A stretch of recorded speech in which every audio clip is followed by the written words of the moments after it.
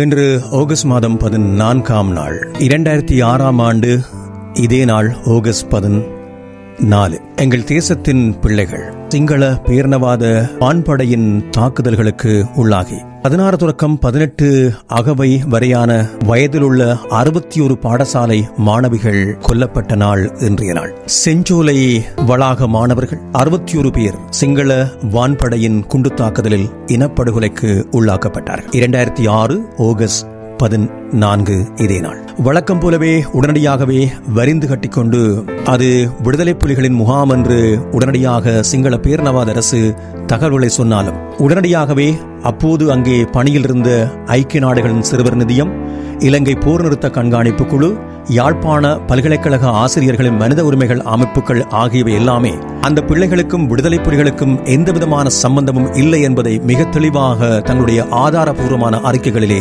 சுட்டிக்காட்டியிருந்தார்கள். அவர்கள் முழுக்க முழுக்க பாடசாலை மாணவிகளே என்பதை எல்லோருமே கூட்டாக அறிவித்திருந்தார்கள். இந்த 61 பாடசாலை மாணவிகள் மீது சிங்கள பேரினவாத வான்படை நிகழ்த்திய இந்த குண்டு தாக்குதலை நாகரிகமற்ற காட்டுமிராண்டித்தனமான மனிதாபிமானம் அற்ற கொடூரமான செயல் என்று தமிழ்நாட்டின் சட்டமன்றம் அந்த வேளையிலே தீர்மானம் நிறைவேற்றியது.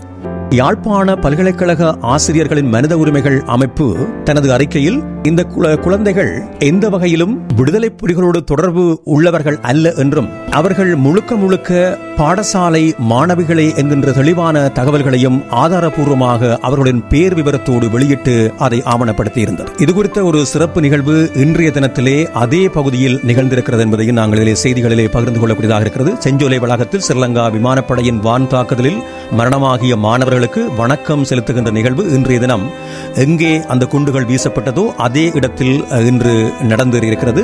முல்லைத்தீவு வள்ளிபுனம் இடைக்காட்டு பகுதியிலே அமைந்திருக்கக்கூடிய செஞ்சோலை வளாகத்தில் மாணவர்கள் மீது ஸ்ரீலங்கா விமானப்படை நடத்திய தாக்குதலில் மரணமாகிய பாடசாலை மாணவர்கள் 53 பேர் மற்றும் பணியாளர்கள் 4 பேராக மொத்தமாக அதில் 61 பேருக்கான அந்த நினைவேந்தல் நிகழ்வு இடம்பெற்றிருக்கிறது. 2008-14ஆம் ஆண்டு, அதாவது 2006 ஆகஸ்ட் 14ஆம் தேதி அன்று வள்ளிபுரம் இடைக்காட்டு பகுதியிலே உள்ள செஞ்சோலை வளாகத்தில் விமான தாக்குதல் இடம்பெற்ற நேரத்தில், எந்த நேரத்தில் விமான தாக்குதல் இடம்பெற்றதோ அதே நேரத்தில் இந்த நிகழ்வு உணர்வுபூர்வமாக அங்கே நிகழ்ந்ததாக அங்கிருந்து கிடைக்கின்ற செய்திகள் தெரிவிக்கிறது. உயிரிழந்த உறவுகளுக்கு சுடரேற்றி அகவணக்கம் செலுத்தி மலர் தூவி வணக்கம் செலுத்தப்பட்டிருக்கிறது.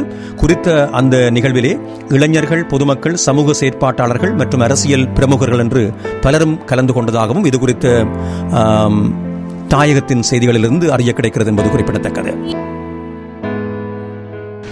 18 வருடங்களுக்கு முன்னர் 2006ஆம் ஆண்டிலே முல்லைத்தீவு மாவட்டத்தில் பொதுக்குடியிருப்பு பிரதேச செயலாளர் பிரிவிலே வள்ளிபுனம் பகுதியில் அமைந்திருந்த செஞ்சோலை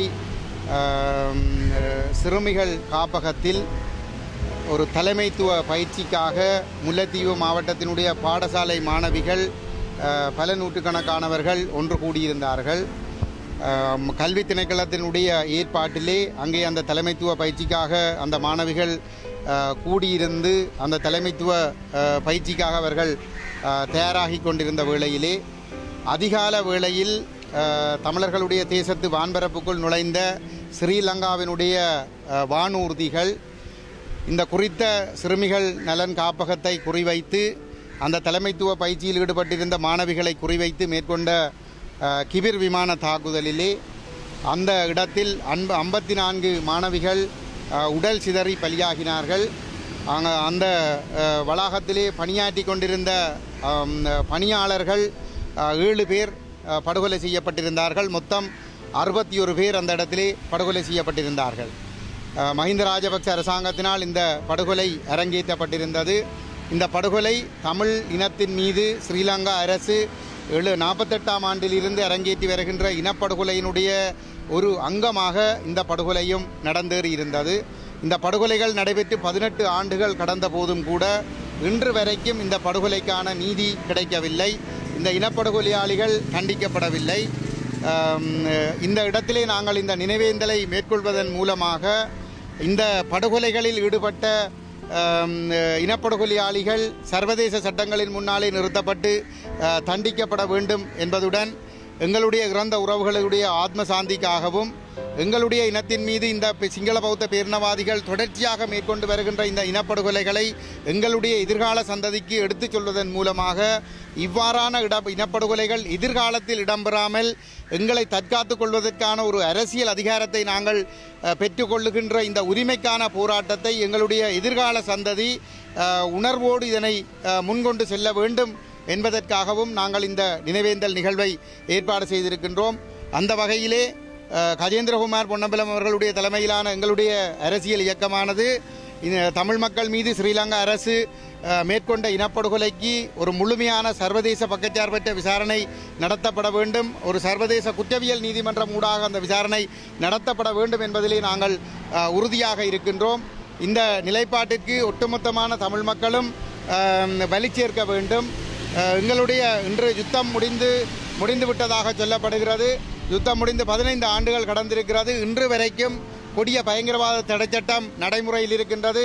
இந்த பயங்கரவாத தடைச்சட்டத்தின் கீழ் தமிழ் இளைஞர்கள் யுவதிகள் கைது செய்யப்படுவதும் சிறைகள் அடைக்கப்படுவதும் சித்திரவதைகள் செய்யப்படுவதும் தொடர்கதையாக இருக்கிறது. முன்னாள் போராளிகள் தொடர்ச்சியாக இந்த படையினருடைய புலனாய்வு பிரிவினருடைய விசாரணை வலயங்களுக்குள் மிக கொடூரமான உளச்சித்திரவதைகளுக்கு உள்ளாக்கப்படுகின்ற செயல்பாடுகள் நாளாந்தம் நடைபெற்றுக் கொண்டிருக்கின்றது. விடிந்தால் பொழுதுபடும் வரைக்கும் சுமார் 12,000 போராளிகள் புனர்வாழ்வு அளிக்கப்பட்டு சமூகத்திலே இணைக்கப்பட்டிருக்கிறார்கள். புனர்வாழ்வு என்ற பெயரிலே அவர்கள் உளச்சித்திரவதைக்கு தான் உள்ளாக்கப்பட்டிருந்தார்கள். அவர்கள் இப்பொழுது சமூகத்திலே இணைக்கப்பட்டிருக்கிறார்கள். இந்த போராளிகளோடு இந்த உளவுத்துறையினர் நாளாந்தம் தொலைபேசிகளிலே தொடர்பு கொண்டு அவர்களை உளச்சித்திரவதை செய்கின்ற செயல்பாடுகள் தொடர்ச்சியாக நடைபெறுகிறது. அதற்கெல்லாம் வாய்ப்பளிப்பதாக இந்த கொடிய பயங்கரவாத தடைச்சட்டம் தான் காரணமாக இருக்கிறது. இந்த கொடிய பயங்கரவாத தடைச்சட்டம் நீக்கப்பட வேண்டும் என்பதும் எங்களுடைய ஒரு தொடர்ச்சியான கோரிக்கையாக இருக்கின்றது.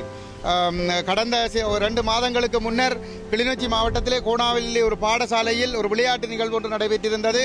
அந்த விளையாட்டு போட்டியிலே இல்ல அலங்காரம் செய்கின்ற பொழுது அந்த இல்ல அலங்காரம் தமிழர்களுடைய உணர்வுகளை பிரதிபலிப்பதாக இருந்ததாக கூறி அதை ஒரு சட்டவிரோதமான நடவடிக்கையாக சித்தரித்து அந்த ஆசிரியர்களையும் மாணவர்களையும் ஸ்ரீலங்கா பயங்கரவாத பிரிவினர் விசாரணைக்காக அழைத்துக் கொண்டிருக்கிறார்கள். நேற்றைய தினமும் ஆசிரியர்கள் விசாரணைக்காக அழைக்கப்பட்டிருக்கிறார்கள். இன்றைய தினமும் விசாரணைக்காக அழைக்கப்பட்டிருக்கிறார்கள். இந்த சம்பவங்களை நாங்கள் மிக வன்மையாக கண்டிக்கின்றோம். பயங்கரவாத விசாரணை பிரிவினர் இந்த விசாரணைகளை உடனடியாக நிறுத்த வேண்டும். இந்த விசாரணை பயங்கரவாத தடைச்சட்டம் உடனடியாக நீக்கப்பட வேண்டும் என்பதையும் நாங்கள் வலியுறுத்தி கேட்டுக்கொள்கின்றோம். இந்த உள்ளக விசாரணைக்கு ஆதரவு வழங்கிய தமிழ் தரப்பிலிருந்து நாடாளுமன்றத்துக்கு வடகிழக்கில் இருந்து தெரிவு செய்யப்பட்டு இந்த உள்ளக விசாரணை மீது நம்பிக்கை இருக்கிறது, இந்த ஆட்சியாளர்கள் மீது தங்களுக்கு நம்பிக்கை இருக்கிறது என்று கூறி இந்த உள்ளக விசாரணைக்கு வாய்ப்பை ஏற்படுத்தி கொடுத்த தரப்பினர் இந்த பயங்கரவாத பிரிவினர் செய்கின்ற இத்தனை கொடூரங்களுக்கும் பொறுப்பு கூற வேண்டும். இதை எங்களுடைய மக்கள் சரியான முறையிலே புரிந்து கொள்ள வேண்டும். அதை புரிந்து கொண்டு எதிர்காலத்திலாவது சரியான முடிவுகளை எங்களுடைய மக்கள் எடுக்கவில்லை என்று சொல்லி சொன்னால் இப்பொழுது வளர்ந்து கொண்டிருக்கிற இந்த சிறார்கள் கூட மிக கொடூரமான ஒரு சூழலுக்குள் அவர்களுடைய எதிர்காலமும் செல்லும் என்பதனை நாங்கள் பொறுப்போடு சுட்டிக்காட்டிக் கொள்ள விரும்புகிறோம். 53 பாலகிகள் கொல்லப்பட்ட இந்த நினைவு தமிழர் மத்தியிலே மறக்கப்பட முடியாத மிகப்பெரிய ஒரு வடு.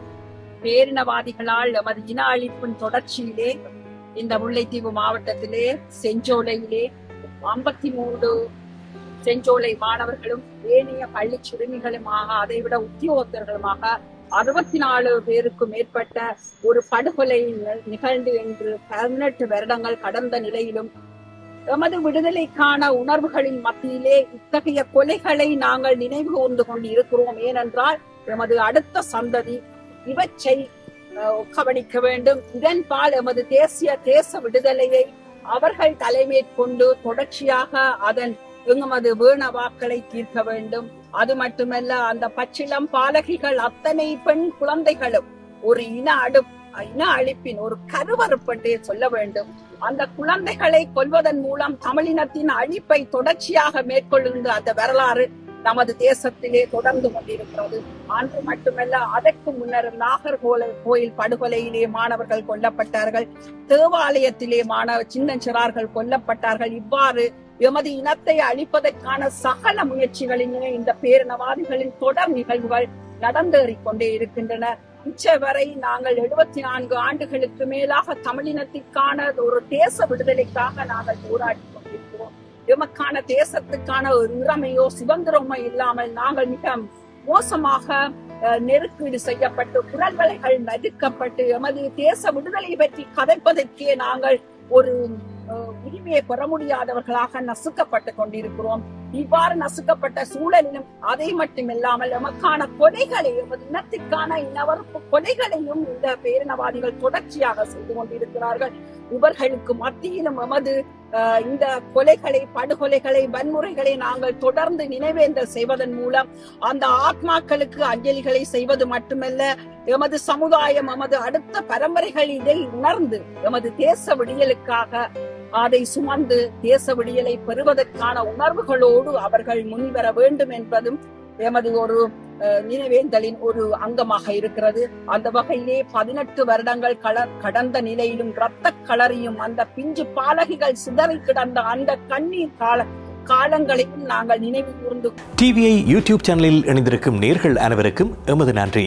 எமது காணொளி தொகுப்புகளை தொடர்ந்து நீங்கள் பார்வையிடுவதற்கு கீழிருக்கின்ற பெல் பட்டனை அழுத்துவதன் ஊடாக நோட்டிபிகேஷனில் பல காணொளி தொகுப்புகள் உடனுக்குடன் உங்களை வந்து சேரும். அருகில் இருக்கின்ற முக்கிய காணொளி தொகுப்புகளையும் பார்வையிட தவறாதீர்கள்.